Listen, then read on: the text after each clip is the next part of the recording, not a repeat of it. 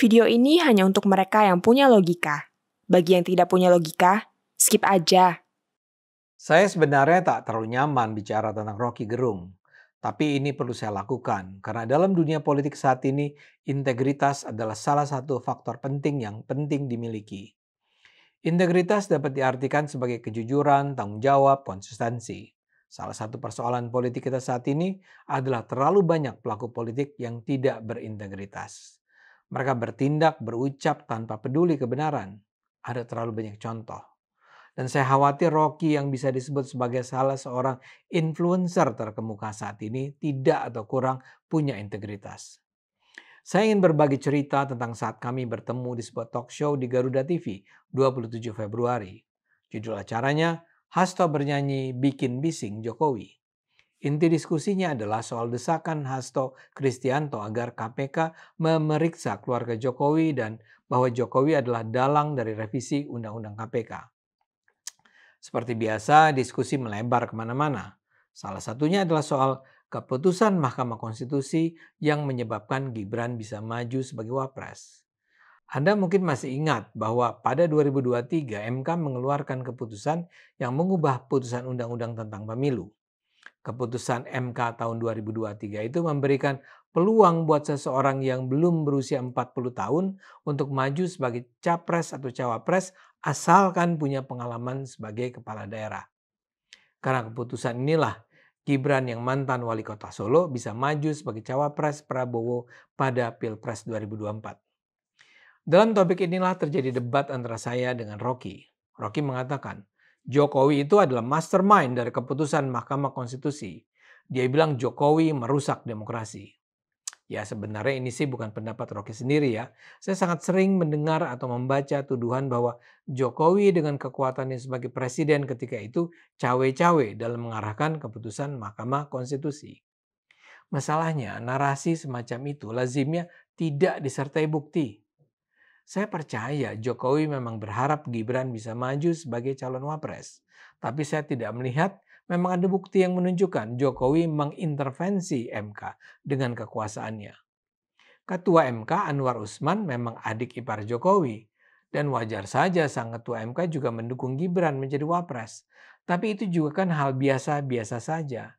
Itu tentu tidak bisa dengan sendiri membuktikan bahwa Jokowi dengan sengaja mengintervensi MK untuk membuka jalan bagi Gibran. Apalagi keputusan MK itu diambil oleh 7 hakim yang berbeda. Ketujuh hakim itu pun tidak pernah bercerita bahwa keputusan mereka diintervensi oleh tangan-tangan kekuasaan Jokowi. Saya rasa para hakim itu cukup punya otoritas untuk melawan campur tangan siapapun, termasuk campur tangan Jokowi. Karena itulah saya merasa tuduhan bahwa Jokowi adalah aktor yang menjadi mastermind perubahan keputusan MK adalah sebuah tuduhan yang harus dilandasi bukti. Itulah yang disampaikan pada Rocky dalam perdebatan di Garuda TV. Tapi saya melihat betapa Rocky nampak melancarkan dewa mabuk dalam perdebatan itu. Misalnya saja, menurut dia kalau Jokowi tidak terlibat, mengapa Jokowi tidak membatalkan keputusan MK? Lah itu kan jelas pendapat yang kacau. Bagaimana mungkin seorang presiden membatalkan keputusan Mahkamah Konstitusi? Rocky kok seperti nggak paham dengan hierarki kekuasaan bahwa MK bukanlah bawahannya presiden. Dan kenapa juga Jokowi harus berusaha membatalkan keputusan MK? Seperti saya katakan, dia itu kemungkinan besar memang mendukung keputusan yang akan membuka jalan bagi Gibran. Tapi dia itu bukan tipe pemimpin yang akan menghalalkan cara apapun untuk meloloskan Gibran. Rocky saat kekeh dengan pendapatnya bahwa Jokowi mengintervensi MK. Saya katakan pada dia, berikan bukti bahwa itu dilakukan Pak Jokowi. Ditanya begitu, Rocky tiba-tiba saja berfilsafat tentang ambisi, kekuasaan, dan dinasti. Menurutnya seseorang yang berambisi pasti akan berusaha keras dan menggunakan upaya maksimal untuk mewujudkan ambisinya. Saya bilang saya pun akan berusaha keras mencapai ambisi saya, tapi kan dengan cara yang etis. Jawaban Rocky, orang ambisius itu tidak akan menggunakan batasan etis kalau perintah moralnya adalah membangun dinasti. Buat saya ini juga argumen yang kacau. Jokowi mungkin memang berharap bahwa putra-putranya melanjutkan karier ayahnya sebagai politisi atau bahkan pemimpin negara. Tapi itu tidak dengan sendirinya juga akan menyebabkan dia mengabaikan batasan-batasan etis. Karena itu saya katakan lebih baik Rocky menunjukkan pada saya, kepada publik, bukti atau indikasi bahwa Jokowi memang melakukan penyalahgunaan kekuasaan, yaitu menjadi orang di belakang keputusan MK. Jawaban Rocky adalah saya bisa membacanya setidaknya di 7 disertasi asing dan disertasi Hasto sendiri yang menjelaskan peran Jokowi. Saya minta Rocky menyebut judul-judul disertasi yang dia maksud. Rocky bilang dia tidak akan menyebut nama-nama disertasi asing itu karena orang Indonesia umumnya tidak baca karya asing. Karena itu dia bilang dia hanya menyebut disertasi Hasto Kristianto. Saya menjawab balik, saya biasa membaca karya berbahasa Inggris dan saya biasa membaca karya ilmiah internasional.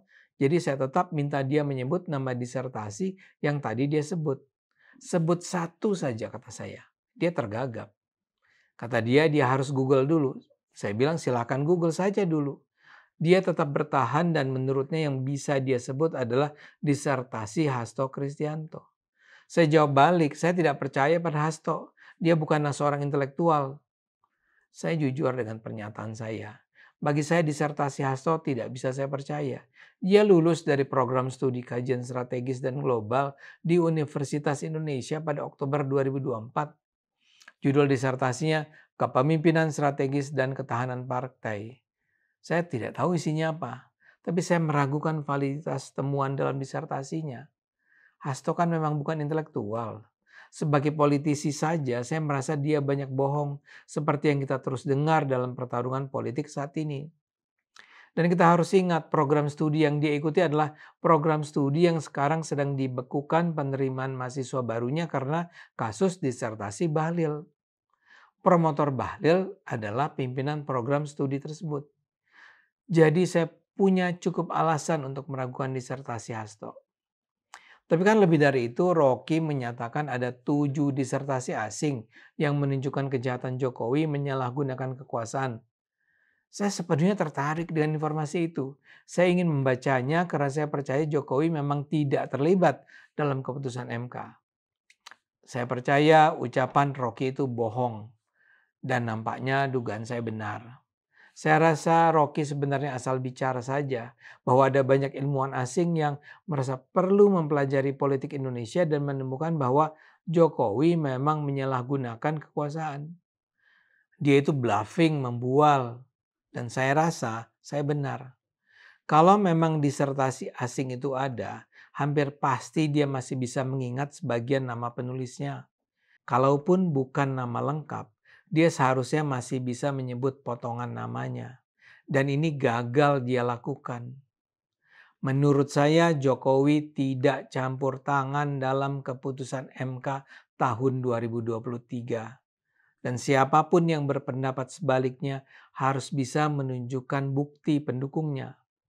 Apa yang terjadi ini membuktikan betapa kalangan politik anti Jokowi memang lazim melakukan propaganda hitam dan penyesatan informasi tanpa peduli dengan bukti empirik. Bagi saya ini adalah sebuah cara berpolitik kotor yang hanya akan menghancurkan politik kita. Saya rasa gaya berpolitik semacam ini harus dihentikan. Diskusi kritis diperlukan, tapi bukan penyebaran kebohongan dan disinformasi. Ayo gunakan akal sehat, karena hanya kalau kita gunakan akal sehat, Indonesia akan selamat.